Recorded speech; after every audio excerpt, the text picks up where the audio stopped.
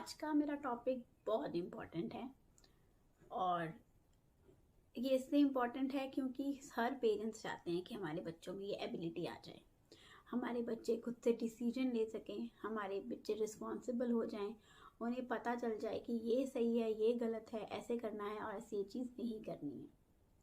पर क्या सिर्फ बी रिस्पॉन्सिबल बोल देने से आपके बच्चे रिस्पॉन्सिबल हो जाएंगे? नहीं, ऐसा नहीं होगा। तो एज अ पेरेंट हमारी क्या ड्यूटी बनती है कि हम उन्हें रिस्पॉन्सिबिलिटी लेना सिखाएं, हम उन्हें ये समझाएं कि हम उन्हें ऐसी अपॉर्चुनिटीज़ दें कि उन्हें ये समझ में आए कि डिसीजन लेना कैसे है, क्या सही है क्या गलत है। तो डिसीजन मेकिंग एबिलिटी होना, रिस्पॉन्सिबल होना, ये सब एक आर्ट है that you have to learn over a period of time. इसमें ईयर्स लग जाते हैं बच्चों को ये चीज़ सिखाने के लिए, पर अगर हम उन्हें सिखाएंगे नहीं तो उन्हें कभी समझ में नहीं आएगा। अच्छा, पहले ये बात करते हैं कि ये डिसीजन मेकर होना, मेकिंग पावर होना, या आप रिस्पॉन्सिबल होना, या ये समझ में आ जाना कि ये हमारे लिए सही है, ये हमारे लिए गलत है, ये इम्पॉर्टेंट क्यों है? ये इम्पॉर्टेंट हमारे लिए इसलिए है क्योंकि हम एक ऐसी सोसाइटी में रह रहे हैं, ऐसे वर्ल्ड में रह रहे हैं जो फास्ट चेंजिंग वर्ल्ड है, और हमारे बहुत ही लाइफ थ्रेटनिंग डिसीजंस भी कई बार बच्चों को लेने पड़ते हैं। आजकल जैसे इतना कंपटीशन हो गया है, तो 10th क्लास में 12th क्लास में अगर बच्चों के मार्क्स अच्छे नहीं आते हैं तो वो डिप्रेशन में चले जाते हैं, they feel suicidal at times. पर हमें ये रोकने के लिए उन्हें ये रिस्पॉन्सिबल और डिसीजन मेकर और इंडिपेंडेंट बनाना होगा, ताकि वो ये चीज़ समझ सकें कि इट्स ओके अगर आपके मार्क्स कम आए हैं, और ये जो आप सोच रहे हैं या आप अपने आप को तकलीफ दे रहे हैं या सुसाइडल अटेम्प्ट के बारे में सोच रहे हैं, ये चीज़ सही नहीं है, ये चीज़ गलत है। इस पॉइंट पे सही स्टेप ये होना चाहिए कि हम दोबारा से और मेहनत करें और अच्छे से पढ़ाई करें, या अगर हमें वो चीज़ करने का मन नहीं है तो हम और कौन सी ऐसी बहुत सारी चीज़ें हैं जो हम कर सकते हैं। दोज मार्क्स और दो certificates are not your life, they will not plan your life. There are so many other things what you can do to grow or to learn. So वो चीज़ समझ में आना, अगर बच्चों को आ जाए समझ में, तो हमारी लाइफ कितनी सॉर्टेड हो जाएगी। तो आज हम इसी टॉपिक पे, क्योंकि ये बहुत इंपॉर्टेंट टॉपिक है, इसी टॉपिक पे हम बात करने वाले हैं। और मैं टॉडलर्स के पेरेंट्स को, मिड स्कूलर्स के पेरेंट्स को और टीनेजर पेरेंट्स को कुछ कुछ ऐसे पॉइंट्स बताऊंगी जिससे वो अपने बच्चों के अंदर धीरे धीरे करके ये एबिलिटी डेवलप कर। So let's start with toddlers. So toddlers का मतलब है 3 से 5 साल के बच्चे। 3 से छोटे बच्चों को इंडिपेंडेंट बनाने की ज़रूरत नहीं है, क्योंकि वो ऑलरेडी बहुत छोटे हैं, वो आप पे डिपेंडेंट हैं। पर 3 से 5 साल के बच्चों को आप कैसी कैसी टास्क दे सकते हैं, ये मैं आपको बताती हूँ। First, you can give them, you can ask them to eat themselves. इसकी फिक्र मत करिए कि बेडशीट गंदी हो जाएगी, उनके कपड़े गंदे हो जाएंगे, उनको दोबारा से वॉशअप करना पड़ेगा, क्लीन अप करना पड़ेगा, हमारा काम बढ़ जाएगा। It is okay, let them enjoy their meal themselves, but be around them, ताकि वो कुछ भी ऐसा ना खा लें जिससे चोकिंग हो जाए या उन्हें इफेक्ट करे। सो उन्हें खाना खाने की आदत डालिए। जब वो टॉयज से खेलते हैं तो उन्हें बोलिए कि okay, after playing with the toys you have to keep it in that box. आपको उसे समेट के क्लीन करके आप नहीं रखना है। शुरू में आप ऐसे स्टार्ट कर सकते हैं कि आप उन्हें ये बोलो कि अच्छा आओ, आप मम्मा की हेल्प करोगे, आप पापा की हेल्प करोगे to clean up all the toys. आप उसे अच्छे से रखेंगे।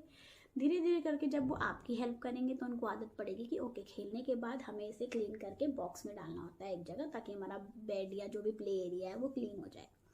तो फिर उनको ये आदत पड़ जाएगी उसको क्लीन रखने की। सेकेंडली, आप उन्हें से पूछ सकते हैं सुबह उठ के, okay you can give them 5 options, ये ड्रेस है और इसमें से आपको कौन सी पहननी है। तो दे विल डिसाइड देमसेल्फ की कौन सी ड्रेस पहननी है। अगर वो कहीं खेलते खेलते गिर जाते हैं, अनटिल अनलेस उन्हें बहुत जोर से लगी है, then you have to go and take care of them. Otherwise don't go, let them stand up and let them heal themselves, let them stand themselves up, and उनके पास दौड़ के जाके उनको प्रोटेक्ट करने की ज़रूरत नहीं है। कई बार हम छोटे बच्चों को पार्क में लेके जाते हैं तो उनकी लड़ाई हो जाती है फ्रेंड्स के साथ, तो वो रोते रोते हमारे पास आते हैं कि मम्मा हमारी इससे फाइट हो गई। So no need to go and jump in there and beat that person, that child out, that आपने मेरे बच्चे के साथ क्यों लड़ाई करी, या उसकी मम्मी आपस से जाके झगड़ा कर रहे हैं कि उन्होंने आपस में क्यों लड़ाई करी। No, you don't need to do that. Let them solve their problem, क्योंकि छोटे बच्चों की लड़ाई कोई वर्ल्ड वॉर तो नहीं होती है। अगर ज़रूरत है तो बोलें, अगर ज़रूरत नहीं है तो let them tackle it them self, क्योंकि कल परसों 2 दिन में वो दोबारा फ्रेंड्स बन जाएंगे और आपके पेरेंट्स की लड़ाई हो जाएगी. Next, you can give them these small tasks. They will help in improving responsibility, sense of responsibility in your child, छोटे बच्चों में. नेक्स्ट आप क्या कर सकते हैं विद मिड स्कूलर्स बड़े हो जाते हैं, they are grown ups, 6 to 12 years old के बच्चे जो होते हैं वो आपके साथ आपकी हाउस होल्ड के वर्क में, हाउस चोर्स में हेल्प कर सकते हैं. जैसे कि आप उन्हें बोल सकते हो कि ड्राइंग रूम की डस्टिंग आपने करनी है या अपना रूम आपने क्लीन करना है. तो जब आप डिशेस वॉश कर देते हैं तो वापस डिशेस अपनी अपनी जगह पे आपने लगानी है. तो all those responsibilities that are not risky. आप उन्हें बोल सकते हैं अपना स्कूल का बैग खुद तैयार करें, आपकी स्कूल की ड्रेस तैयार करें. प्रेस करने को, आयरन करने के लिए मत बोलिए, पर आप उन्हें ये बोल सकते हैं कि आप उसे निकाल के रख लीजिए ताकि आपकी tie, belt, socks, shoes polish करके रख लीजिए ताकि सुबह सुबह कोई दिक्कत ना हो आपको. अपना बैग, अपनी बुक, सब कुछ तैयार करके रख लीजिए. सुबह उठ के जब आप खाना बना दें तो अपना टिफ़िन वो खुद पैक कर सकते हैं और अपनी बोतल भी खुद भर सकते हैं. And give this task as a responsibility कि ये उसी बच्चे की रिस्पॉन्सिबिलिटी है. अगर कोई और ये टास्क नहीं करेगा उसके लिए, अनटिल अनलेस वो बीमार है या कुछ भी है, अदरवाइज वो टास्क कोई नहीं करेगा, वो टास्क उसी को ही करना है ताकि उनके मन में एक सेंस ऑफ रिस्पॉन्सिबिलिटी आए. आप उन्हें कह सकते हैं दीज आर द 5 मूवीज़ जिसको देखने के, ये मूवीज़ ऐसी हैं, इनको देखने के ये नुकसान है, ये मूवीज़ ऐसी हैं, इनको देखने के ये पॉजिटिव पॉइंट्स हैं. नाउ यू डिसाइड कि आपको कौन सी मूवी देखनी. तो उनको ये समझाएं कि हमें कोई भी चीज़ करने से पहले ये चीज़ समझनी बहुत ज़रूरी है कि उस काम को करने का या उस चीज़ को अप्लाई करने के क्या नेगेटिव पॉइंट्स हैं और क्या पॉजिटिव पॉइंट्स हैं. जब वो ये समझ जाएंगे कि अगर किसी काम को करने के लिए हमने एनालाइज कर लिया कि ये काम करने से इसके इतने नेगेटिव इम्पैक्ट्स हैं और इतने पॉजिटिव इम्पैक्ट्स हैं, और अगर उसके नेगेटिव इम्पैक्ट्स हैं दैट मीन्स हमें वो काम नहीं करना, और अगर उनके पॉजिटिव इम्पैक्ट्स ज़्यादा हैं तो हम वो काम कर सकते हैं.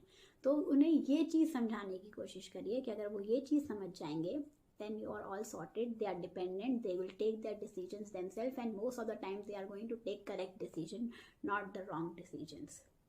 Next, coming to teenagers. अब तो जिनके बच्चे तो छोटे हैं वो शुरू से ट्राई करेंगे उन्हें रिस्पॉन्सिबल बनाना, तो जब तक वो टीनेज में आएंगे दे विल बी रिस्पॉन्सिबल.